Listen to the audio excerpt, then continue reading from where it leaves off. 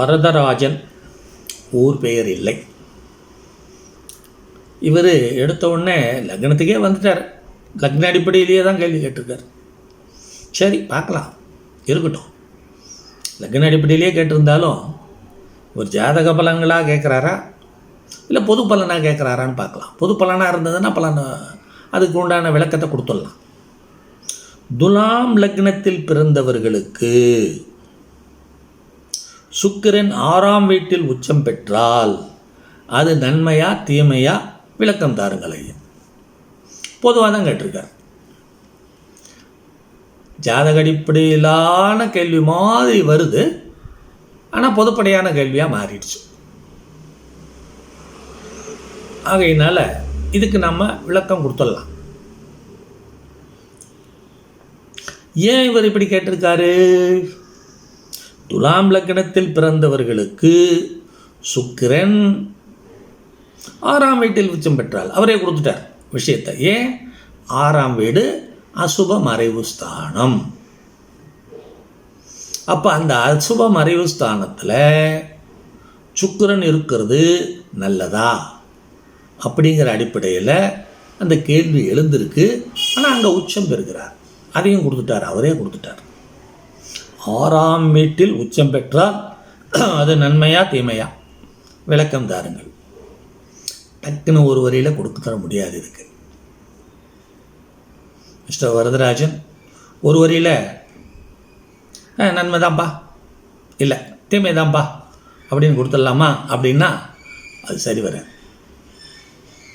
ஏன்னா அதுக்காக நீங்கள் இந்த கேள்வியை கேட்கல. கொஞ்சம் நான் விளக்கமாக சொல்லுவேன் அப்படிங்கிறதுக்காக தான் கேள்வி கேட்டிருக்கீங்க இல்லையா? அப்போ நான் ஒரு வரியில் பதில் விளக்கத்தை கொடுத்துட்டா போதுமா? போதாது. சரி, இந்த 6, 8, 12 என்பது மறைவு ஸ்தானங்கள் தான். 3ஆம் இடமும் மறைவு ஸ்தானம்னு சொல்லப்பட்டாலும் 3ஆம் இடம் அவ்வளோ ஒன்றும் முழுமையாக இந்த 6, 8, 12 மாதிரி மறைவு ஸ்தானத்துக்கு அது வர்றதில்லை. அதை கொஞ்சம் தனியாக தான் பார்க்க வேண்டியதாக இருக்குது. 3ஆம் இடத்தை 6, 8, 12 என்பது மறைவு ஸ்தானம் தான். அதுலேயும் சுக்கிரனுக்கு 6, 8 ரெண்டுமே மறைவு ஸ்தானம் தான். 12ஆம் இடம் சுக்கிரனுக்கு மறைவு ஸ்தானம் இல்லைன்னு ஜோதிட சாஸ்திரம் சொல்லுது. நானும் அதை நடைமுறையில் பார்த்துருக்கேன்.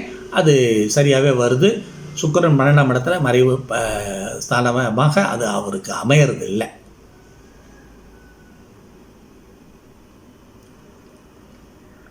ஆனால் இந்த மறைவு ஸ்தானத்தில் இருக்கும்போது அவருடைய பலத்தை வச்சுக்கிட்டு தான் நம்ம நிர்ணயம் பண்ணோம். இந்த மறைவு ஸ்தானத்தில் பகை அப்படின்னு இருந்தால் கெட்டு போயிட்டாருன்னே தான் அர்த்தம்.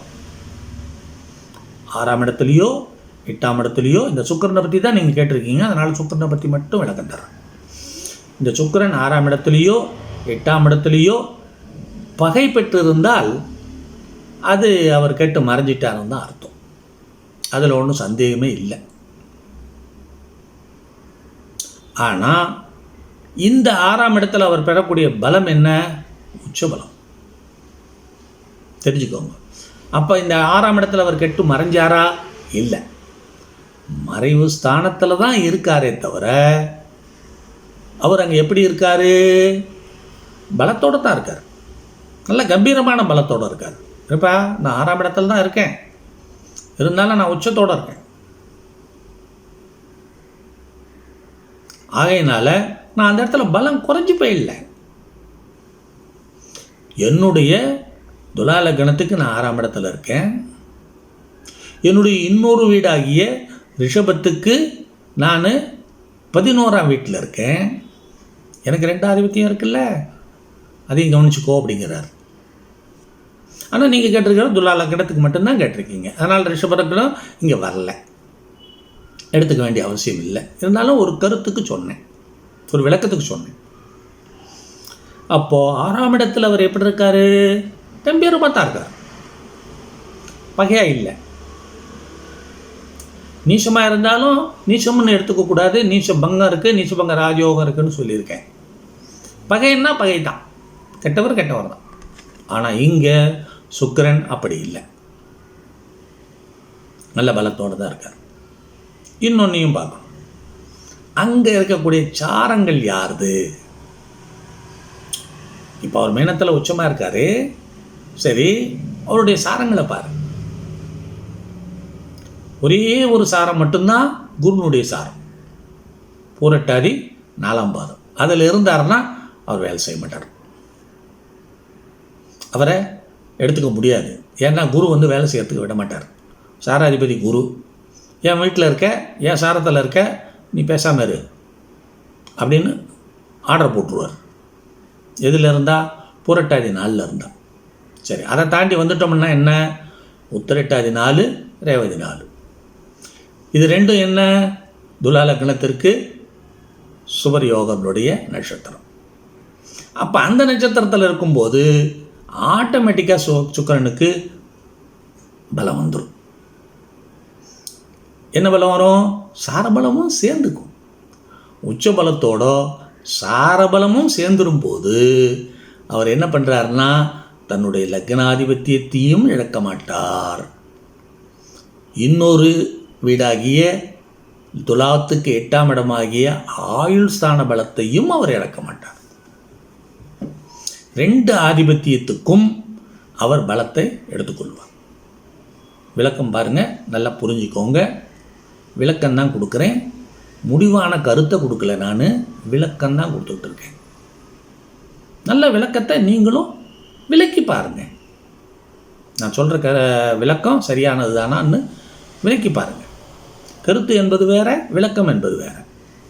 நான் விளக்கம் தான் கொடுக்குறேன், நீங்கள் விளக்கி தான் கேட்குறீங்க. விளக்கம் தாருங்கள்னு தான் கேட்குறீங்க, நான் விளக்கம் தான் கொடுக்குறேன். அப்போ என்ன அர்த்தம் அப்படின்னா, அந்த இடத்துல 6ஆம் இடமாகிய அசுபம் அறிவுஸ்தானத்தில் இருந்தாலும் சுக்கிரன் அங்கே உச்சமாக இருக்கார். அடுத்து அந்த பூரட்டாதி சாரத்தை தவிர, பூரட்டாதி 4ஆம் பாதத்தை தவிர மீதி இருக்கிறது 8 பாதங்களும் அவருடைய நண்பரும் துலா லக்னத்திற்கு சுபர் யோகருமாகிய சனி புதனுடைய நட்சத்திரங்கள். அப்போது சரபலமும் அவருக்கு வந்துருச்சா? அப்போ அவர் ஆதிபத்தியத்தை இழந்துருவாரா? 2 ஆதிபத்தியத்தையும் இழக்க மாட்டாரே. லக்னாதிபத்தியத்தையும் இழந்துட மாட்டார். 8ஆம் இட ஆயுள்ஸ்தான ஆதிபத்தியத்தையும் அவர் இழந்துட மாட்டார். ஆகையினால அந்த 6ஆம் இடத்தில் மீனத்தில், துலா லக்னத்துக்கு மீனத்தில் இருக்கிற சுக்கிரனை இந்த முறையில் நான் இப்படி கொடுத்துருக்கக்கூடிய முறையில் விளக்கி பாருங்க, உங்களுக்கே தெரியும். ஓ, இந்த இடத்துல நம்ம வெறும் மறைவு ஸ்தானங்கிறத மட்டும் எடுத்துக்கக்கூடாது.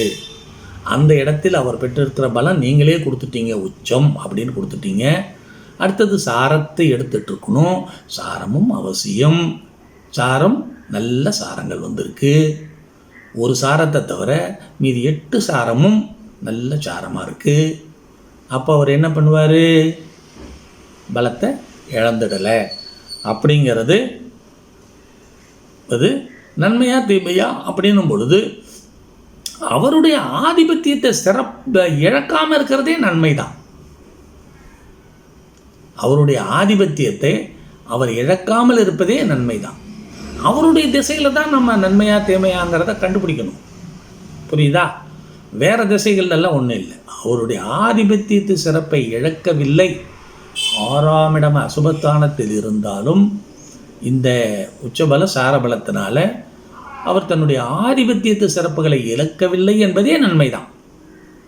அப்புறம் நன்மையா தேமையாங்கிறது எங்கே பார்க்கணும்? அவருடைய திசையில் பார்க்கணும். அதுக்கு தனி ஆய்வு பண்ணிக்கோங்க, செய்யுங்க, அருமையாக பண்ணுங்க. ஆகையினால் 6ஆம் வீட்டில் உச்சம் பெற்றால்னு கேட்டிருக்கீங்க. உச்சம்தான். அதோட சாரபலமும் சேரும்போது அவர் தன்னுடைய ஆதிபத்தியத்து சிறப்புகளை இழக்க மாட்டார். நன்மையா தீமையாங்கிறத அவருடைய திசையில் கணக்கு போட்டு பாருங்கள், சரியாக வந்துடும். வாழ்க வளம்.